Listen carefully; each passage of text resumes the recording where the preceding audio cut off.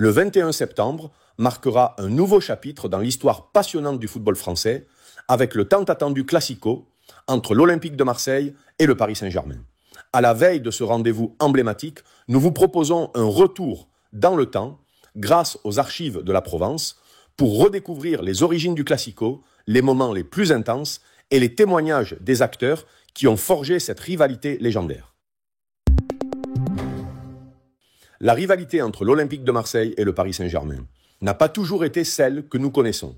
L'arrivée de Bernard Tapie à la tête de l'OM en avril 1986 marque le véritable début de cette confrontation. Parisien et icône médiatique, Tapie cherchait à dynamiser le championnat en opposant la capitale, avec ses instances dirigeantes, à la province, incarnée par Marseille, la frondeuse et son histoire.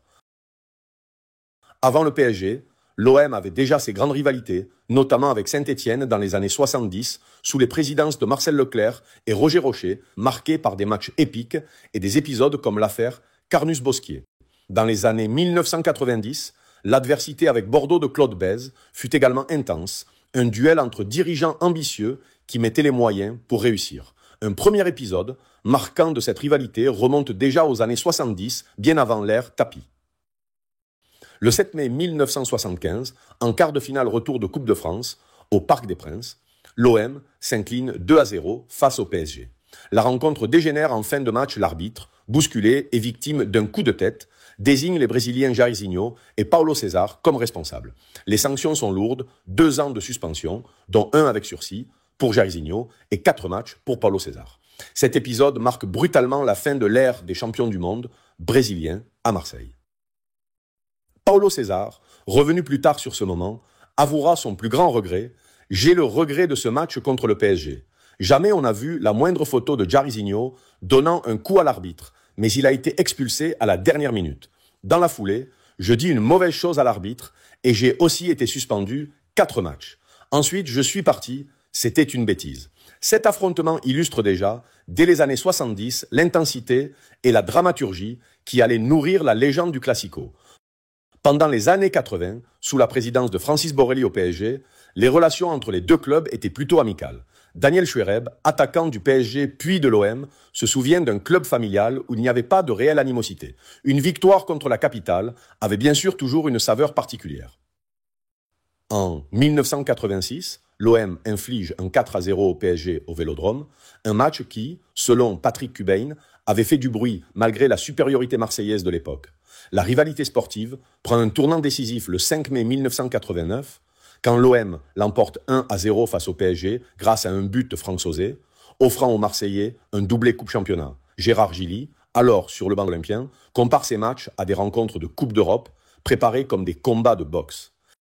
L'été 1991 est une période charnière avec le rachat du PSG par Canal+.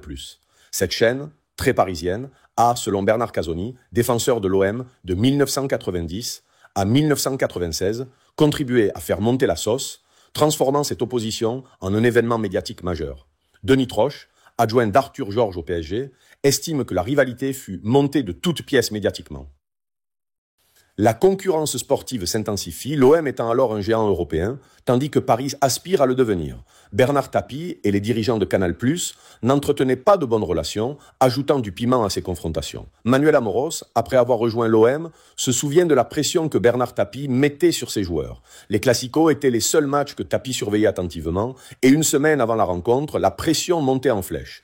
La saison 1992-1993 marque l'apogée de cette rivalité. Le match du 18 décembre 1992, au Parc des Princes, est resté gravé dans les mémoires. Surnommée la boucherie, cette rencontre fut d'une violence rare avec des joueurs répondant physiquement à l'adversité. Arthur Georges, l'entraîneur parisien, avait promis l'enfer aux Marseillais et David Ginola la guerre. Bernard Tapie, le président de l'OM, avait d'ailleurs fait placarder ses déclarations dans le vestiaire de ses joueurs. L'arbitre, Michel Girard, avouera plus tard que ce fut le pire match qu'il ait eu à arbitrer, malgré seulement 6 cartons jaunes et aucun rouge distribué pour 55 fautes commises. L'OM s'imposera 1-0 grâce à un but de Boksic, mais le score fut anecdotique face à l'intensité de la confrontation. Pour Jean-Pierre Bernez, cette période représente le sommet de la vraie rivalité, incomparable à celle d'aujourd'hui. Un autre moment d'anthologie de cette rivalité a lieu le 29 mai 1993, 3 jours seulement après le sacre européen de l'OM à Munich face au Milan AC.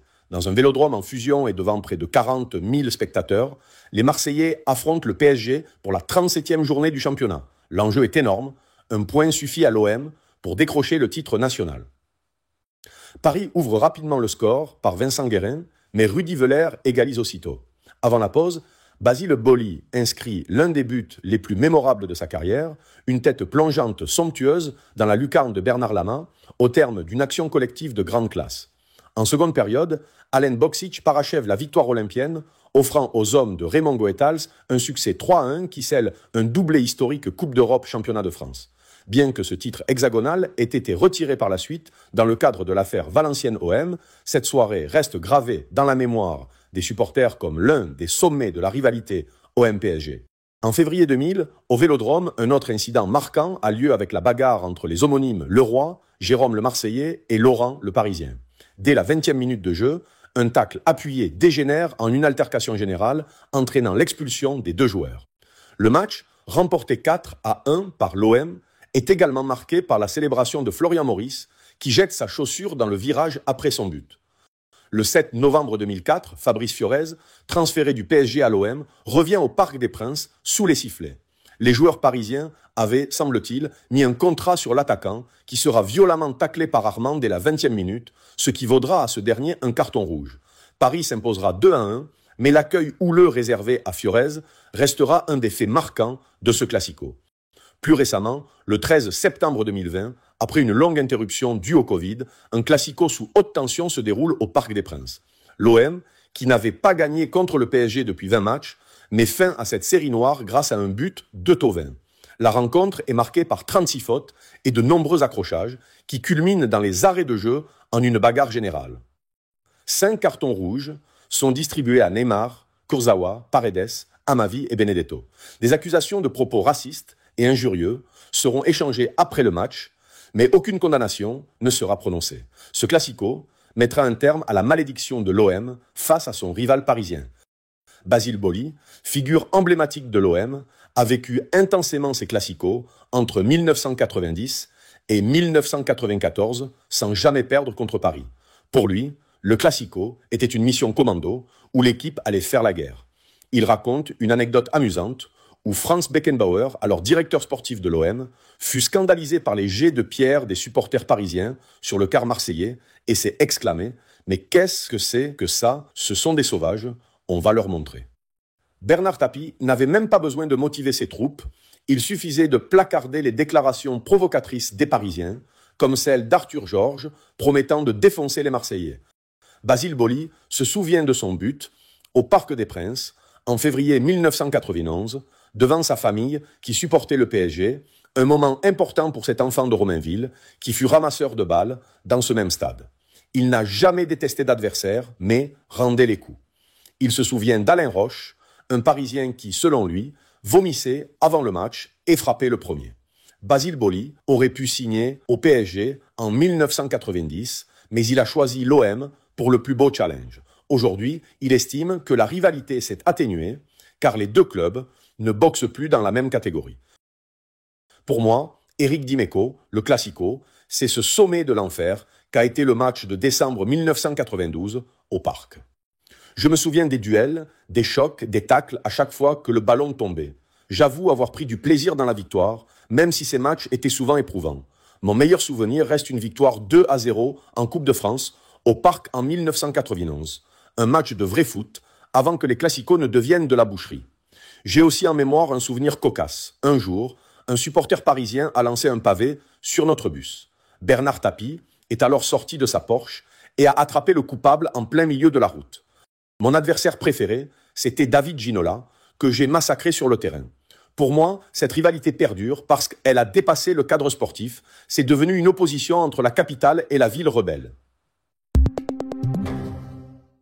Un grand merci à Arnaud Vitalis et David Gallet pour leurs articles de La Provence, qui nous ont permis de revivre ces moments inoubliables.